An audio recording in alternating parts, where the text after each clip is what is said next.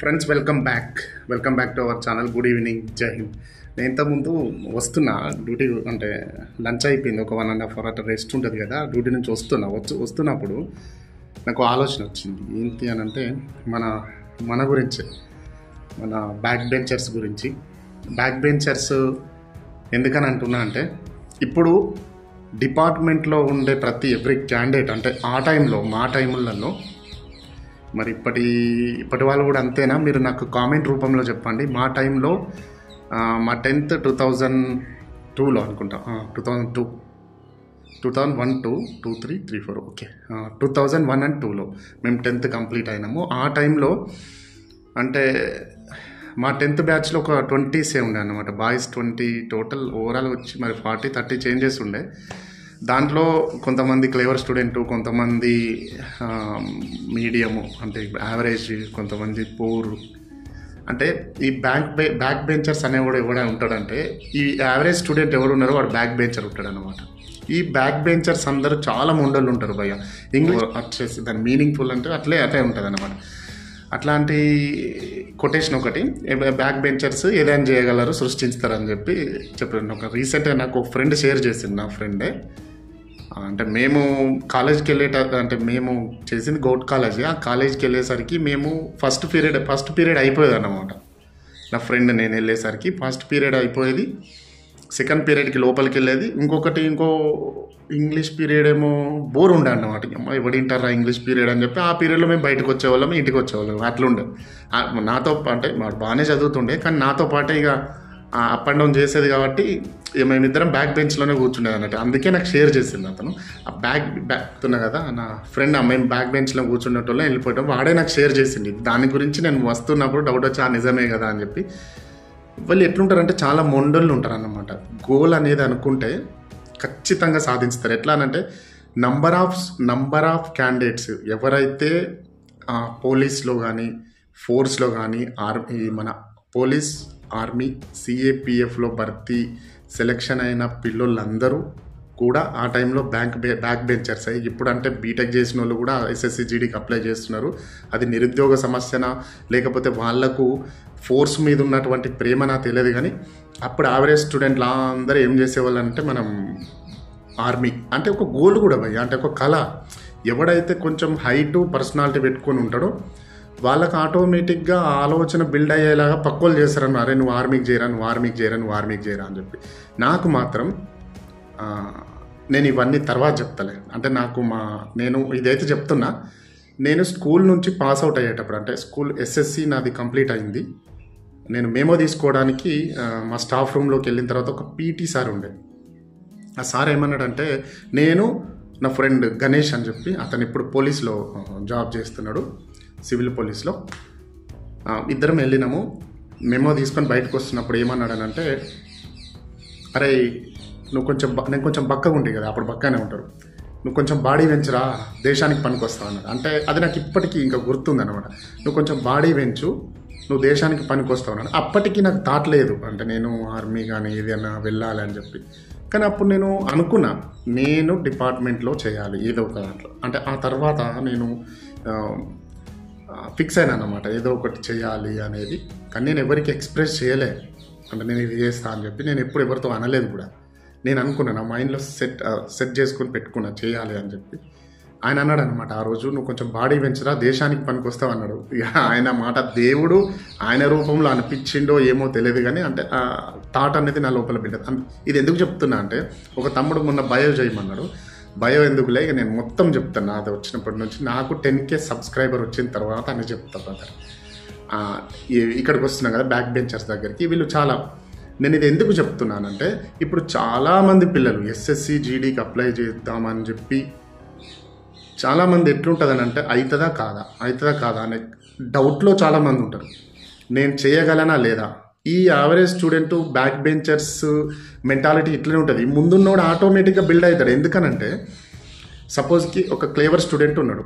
ఇప్పుడు మన దగ్గర ఉన్న, అంటే మేము చదువుకున్నప్పుడు స్కూళ్ళల్లో జరిగిన సంఘటనలు ఎట్లుండే అంటే, క్లేవర్ స్టూడెంట్ ఉన్నాడు. ఇప్పుడు మన దగ్గర సార్ వస్తాడు, క్లాస్ టీచర్ వస్తాడు, ఏదో సబ్జెక్ట్ చెప్పే ఫ్యాకల్టీ వచ్చి వాడినే లేపుతాడు. అరే ఇది ఉన్నది చెప్పురా బాయ్ అంటే వాడు గనగన చెప్పేస్తాడు, అయిపోతుంది. సార్ కూడా వాడిని పొగుడతాడు. పొగిడేసరికి ఇది ఏమవుతుందంటే యావరేజ్గా ఇంకోటి నాకు రాదా, మరి సార్ నన్ను అడగలేదు అంటే మేము ఫీల్ అయిన వీటిని చెప్తున్నా, ఇది నిజమే.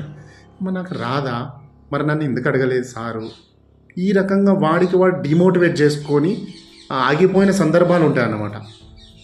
అవి ఆగిపోయి వాళ్ళు ఎట్లా అయింది అని చెప్పి నాకు ఎందుకు మరి రాదా అయిందని చెప్పి వాడు స్టాప్ అయ్యే ఛాన్సెస్ ఉంటుంది. అందుకని చెప్పి స్కూళ్ళల్లో కూడా మనం ఇప్పుడు వస్తున్నాయి, ఇప్పుడు టెక్నాలజీ పెరిగింది, స్కూల్లో చదువు చెప్పే టీచర్స్ ఫార్వర్డ్ అయిపోయినారు, జంబ్లింగ్ సిస్టంలో తిప్పుతున్నారు, స్టూడెంట్స్ని బ్యాక్ బెంచ్లో కూర్చున్న వాళ్ళని ఫ్రంట్కి ఇట్లా తిప్పుతున్నారు అన్నమాట.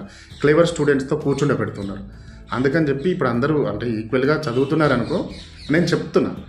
ఇక్కడ అంతే, ఇప్పుడు సపోజ్కి ఎప్పుడు ప్రాక్టీస్ లేకుండా, ఎప్పుడు గ్రౌండ్కి వెళ్ళకుండా, నేను ఇప్పుడు గ్రౌండ్కి వెళ్తే నేను పరిగెడితే వాడేమని అనుకుంటాడా అనే మెంటాలిటీతో కూడా చాలామంది ఉంటారు. అది కాదు కదా, అస్సలు అట్లా ఉండద్దు బ్రదర్. మనం చేద్దాం అనుకున్నామా, పర్ఫార్మెన్స్ ఇచ్చేయాలి. మనకు థాట్ వచ్చింది, డాన్స్ చేయాలనిపించింది, మనకు డాన్స్ చేద్దాం అనుకుంటున్నాం, ఎగరాలంతే. అది ఎట్లుందా అనేది వాళ్ళు నిర్ణయించడానికి ఉంది. మన మనశ్శాంతి సంతృప్తి కోసం, మన సాటిస్ఫాక్షన్ కోసం డాన్స్ చేస్తున్నాం, ఎంజాయ్ చేసినాం, డాన్స్ చేసినాం. అది ఎట్లుందనేది వాడికి నచ్చితే చూడాలి, లేకపోతే లేదు, బస్ అంతే. ఇది కూడా అంతే. నువ్వు ప్రాక్టీస్ చేసి అంటే SSCGDకి ప్రాక్టీస్ చేస్తూ సన్నసిద్ధమై రెడీ అయి రిటర్న్లో నెంబర్ 1 ఉండి, ఫిట్నెస్లో ఫిజికల్లో నెంబర్ 1 ఉండి వాళ్ళు అప్లై చేస్తున్న వాళ్ళ కోసం వాళ్ళు వెల్ అండ్ గుడ్, వాళ్ళు ఫస్ట్ వస్తారు, వాళ్ళు ఖచ్చితంగా సెలెక్ట్ అవుతారు. ఎవరైతే నాకు ప్రాక్టీస్ లేదు, మరి నేను అవుతానా కానా, ఇదా అదా అని చెప్పి మైండ్లో డౌట్లు పెట్టుకొని ఉన్నారో వాళ్ళు కూడా అప్లై చేయరు. వస్తుంది, రాకపోతే ఎక్స్పీరియన్స్ వస్తుంది. ఇప్పటికి కూడా 100 వీడియోలలో చెప్పిన మనం అటెంప్ట్ చేస్తే ఎక్స్పీరియన్స్ వస్తుంది భయ్య. ఆ ఎక్స్పీరియన్స్ని పట్టుకొని ఇంకొకసారి పర్ఫెక్ట్ ఉంది. ఇప్పుడు నీళ్ళలో దుంకుతాం మనం. ఒకరోజు మనం ఈత నేర్చుకోవడానికి వేరే ఒకరోజు కొంచెం నేర్చుకుంటాం, ఒకరోజు ఇట్లా చేతులు ఆడిస్తాం, ఒకరోజు కాళ్ళు ఆడిస్తాం, ఒకరోజు ఇది ఆడిస్తాం. కాన్ఫిడెంట్ వస్తుంది మనకు ఒకరోజు. ఎప్పుడు ఈత వచ్చినప్పుడు, ఎప్పుడైతే మనకు ఆటోమేటిక్గా మనం తేలి ఆడుతూ నీళ్ళల్లో ముందుకు వెళ్తున్నప్పుడు ఏమవుతుంది, కాన్ఫిడెంట్ వస్తుంది. అప్పుడు ఈ మొన్నటి వీడియోకి రిలేటెడ్గా రన్నింగ్ చేస్తున్నప్పుడు నువ్వు ఇట్లా పొజిషన్ పెట్టు అన్నా కదా, అది మన ఈత కంపేర్ అవుతుంది. ఎక్కడంటే నువ్వు నీళ్ళల్లో దుంకినప్పుడు ఆటోమేటిక్గా తేలుతావు ఎప్పుడు నీకు ఈత వచ్చినప్పుడు. అప్పుడు నువ్వు పండుకొని పోయినా ఈత కొడతావు, ఇట్లా పండుకొని పోయినా ఈత కొడతావు, నువ్వు దుంకినా కానీ మునుగు. అదే నీకు ఈత రాలేదనుకో మునుగుతావు. అందుకే నేను ప్రాక్టీస్ అనేది మమ్మూరం చేసి నీకు అది పనొచ్చు ఉంటే బెటర్ ఉంటుందని చెప్తున్నా. ప్రాక్టీస్ అందుకే చేయాలి. ఎవడేమనుకుంటుండు నేను ప్రాక్టీస్ చేస్తే అయ్యో వీళ్ళు ఇట్లనా అట్లనా అని చెప్పి ఊళ్ళో ఎట్లుంటుందంటే కోన్కిస్క గొట్టంగాళ్ళు పొట్ట జీరిత అక్షరం ముక్కరాని గాడిది కొడుకులు ఏం చెప్తారంటే, నువ్వు ఏదైనా చేస్తున్నప్పుడు 100 పుల్లలు పెడతారు నీకు. ఈయనకెందుకు, ఈయనకు వస్తుందా, ఈయనకి ఇదా అంటే. నాకు 4-5 తమ్ముళ్ళు కాల్ చేసి కూడా అడిగాను, అన్న వీడియో కూడా కామెంట్ చేస్తుండు, వాడు కామెంట్ చేయను. ఒకరోజు వాని మూతి మీద అనే పని నువ్వే చేస్తావు కదా. ఈ కామెంట్ చేసే వాళ్ళ పని విన్నావు అనుకో, ఆన్నే ఉంటాం, మనం ముందుకు రాం. ఈరోజు బ్రదర్ వెనుక బెంచ్లు ఎక్కడనో కూర్చొని కిందికి చూస్తూ ఇట్లా రాసుకుందంటే ఏదో అనేది నేను ఈరోజు ముందు మాట్లాడగలుగుతున్నాను. దాని వెనకాల ఉంటుంది ఏదో కొంచెం. మనల్ని బిల్డ్ చేసుకోవాలి. లేకపోతే ఇంకా కొన్ని మన లైఫ్లో జరిగిన సంఘటనలు కలిసివేసే సంఘటనలు జరుగుతాయి, అప్పుడు మనం అదే అవుతాం అన్నట్టు. ఆ రకంగా మనం మెంటల్లీ ఫిజికల్లీ స్ట్రాంగ్ అయ్యి పని చేసుకోవాల్సి ఉంటుంది. ఇది ఎందుకు చెప్తున్న బ్యాక్ బెంచర్స్ కాంచి 7 నిమిషాల సోదని అంటే అన్నీ రిలేటెడ్గానే ఉంటాయి. దీన్ని మీరు మంచిగా అర్థమవుతుంది ఏందని. అంటే ఇప్పుడు యావరేజ్ స్టూడెంట్స్ ఎవరైనా కానీ పిల్లలు నాకు రాదు, నేను చేస్తే సెలెక్ట్ అవుతానా కాదా అని చెప్పి మీరు అస్సలు పెట్టుకోవద్దు. అందరు అప్లై చేయండి. పోనీ మీరు అప్లై చేయడం మీ వంతు, ట్రై చేయడం మీ వంతు. వస్తుందా రాదా అనేది ప్రయత్నం అనేది 100% ఉండాలి. రిజల్ట్ అనేది దేవుడి చేతిలో ఉంటుంది. నిర్ణయాలు అనేవి దైవాధీనంలో ఉంటాయి, ఆయన చేసేది. దుర్బలమైన మనస్సుకు ప్రతిరూపమే భయం అనే కొటేషన్ ఉంటుంది అన్నట్టు. ఎక్కడ నేను ఫస్ట్ టైము ట్రైనింగ్ చేసుకొని బెటాలియన్కి వెళ్ళినప్పుడు అక్కడ మా ట్రైనింగ్ గోడ మీద రాసి ఉంటుంది, హిందీలో రాసి ఉంటుంది. హిందీలో ఉంటుంది అది. నేను దీన్ని తెలుగులో దుర్బలమైన మనస్సు అంటే ఏంటంటే, దుర్బలమైన మనస్సుకు ప్రతిరూపమే అన్నాం కదా. దుర్బలం అంటే బలంగా లేనటువంటి, అంటే ఇది ఓవరాల్గా మీనింగ్ ఏమొస్తుంది అని అంటే, బలం అనేది ఎక్కడనో మన కండలనో తొండలనో ఉండదు. బలం అనేది మైండ్ లోపల, మనస్సు లోపల ఉంటుంది. మెంటల్లీ స్ట్రాంగ్ ఉంటే ఏదైనా చేయగలనేది ఉన్నది కదా. దుర్బలమైన మనస్సుకు ప్రతిరూపమే భయం అంటే మెంటల్లీ వీక్ ఉన్నోడు ఎంత బలవంతుడైనా కానీ వాడు ఓడిపోయినట్టు, వాడు ఓడిపోతాడు. అంటే వానికి ఎంత బలం ఉన్నా వేస్టే అన్నమాట. అందుకే మెంటల్లీ స్ట్రాంగ్ ఉండాలి, తర్వాత ఫిజికల్ స్ట్రాంగ్ కావాలని అంటారు. అంటే నేను వీడియోలో కూడా చాలా చెప్పిన, మనం ఏదనుకుంటే అదే అవుతుంది అని చెప్పి. మనం రన్నింగ్ కొడుతున్నప్పుడు అవుతుందా కాదా అమ్మ నేను అలసిపోయినా అని చెప్పి మన మనసుతోటి మనం అనుకుంటే అయిపోయినట్టే.